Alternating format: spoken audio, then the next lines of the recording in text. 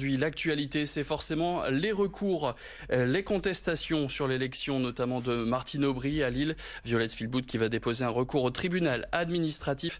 Ce sera dans la journée. On en parlera dans quelques minutes avec Jean-Philippe de Rosier, constitutionnaliste à l'Université de Lille, qui sera notre invité. Les titres de ce vendredi et la victoire de Martine Aubry contestée à Lille. Les écologistes recomptent les voix. Violette Spilbout va déposer un recours en justice. Ce soir, Martine Aubry doit installer son conseil municipal dès 17h. Soirée mouvementée en prévision. On le disait il y a quelques secondes dans les titres, l'élection de Martine Aubry contestée notamment par Violette Spilbout. Elle va déposer une contestation électorale au tribunal administratif de Lille. Pour en parler, j'accueille Jean-Philippe de Rosier. Bonjour. Bonjour. Alors vous êtes constitutionnaliste à l'Université de Lille. Merci d'être avec nous ce matin en direct sur BFM Grand Lille et BFM Grand Littoral. Cette contestation électorale, comment ça fonctionne? En quoi cela consiste?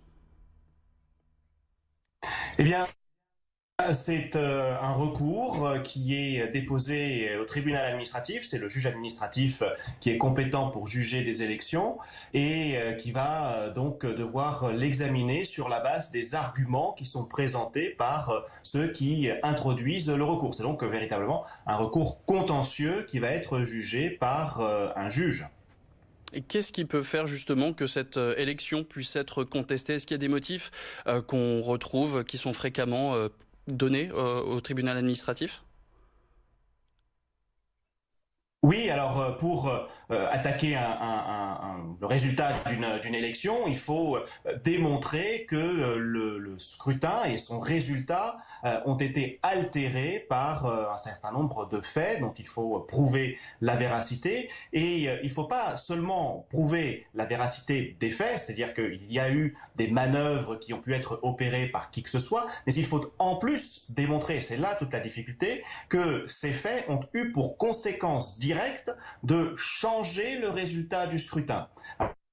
Alors, à Lille, on a une victoire, entre guillemets, dans un mouchoir de poche. Il y a à peine quelques centaines de voix qui séparent la gagnante, Martine Aubry, de son premier challenger, Stéphane Bally. Donc, c'est un petit peu plus facile. Mais si il y a simplement démonstration, par exemple, que quelques dizaines de voix auraient dû revenir à Stéphane Bally, ça ne suffit pas à annuler le résultat de l'élection parce qu'il faut bien démontrer que les faits qui sont reprochés et à supposer qu'ils soient avérés ont eu pour conséquence directe de changer le résultat de l'élection. C'est pour ça que c'est assez difficile d'obtenir une annulation d'une élection prononcée par le juge.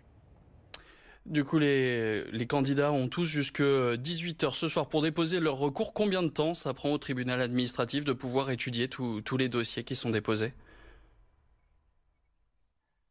En effet, une des particularités du contentieux électoral, c'est d'être enserré dans des délais assez stricts et assez resserrés. 5 jours pour déposer le recours, 5 jours après le scrutin, donc jusqu'à aujourd'hui, vendredi, 18h, dernier délai pour déposer le recours. Alors ça peut être une simple introduction de requête qui peut être complétée dans les semaines qui suivent. Ensuite, le tribunal administratif dispose de 3 mois pour statuer. Il peut ordonner des expertises pendant ce temps et au bout de 3 mois, il doit avoir rendu sa décision. Sa décision est susceptible d'appel devant le Conseil d'État et le Conseil d'État dispose alors de 6 mois pour examiner cet appel et prononcer une décision qui alors sera définitive. Et dans l'hypothèse où cette décision définitive, soit en première instance du tribunal administratif, si elle n'est pas contestée, soit celle du Conseil d'État qui interviendrait donc au bout de 9 mois à compter d'aujourd'hui à peu près, eh bien, si cette décision définitive devait annuler l'élection, alors il faudrait réorganiser une nouvelle élection dans un délai à nouveau de 3 mois. Donc 3 plus 6 plus 9, ça fait 12 mois au total. Donc d'ici 1 an, on aura la certitude de savoir s'il faut une nouvelle élection ou si celle de dimanche dernier est effectivement incontestable. Et tout cela pour justement éviter de rester dans une incertitude trop longtemps. C'est pour ça que les délais sont assez resserrés et vont assez vite en matière électorale.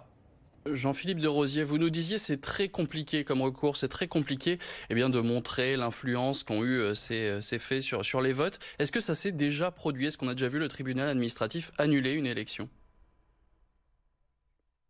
Oui, bien sûr, ça, je ne peux pas vous citer tous les cas parce que ça arrive, mais ce n'est évidemment pas le cas le plus fréquent. Généralement, le tribunal administratif regarde très minutieusement si justement il y a eu des manœuvres pour déjà s'assurer de la véracité des faits qui sont reprochés et ensuite va examiner très concrètement si ces manœuvres ont faussé le résultat ou non. Et pour cela, il a une règle très simple.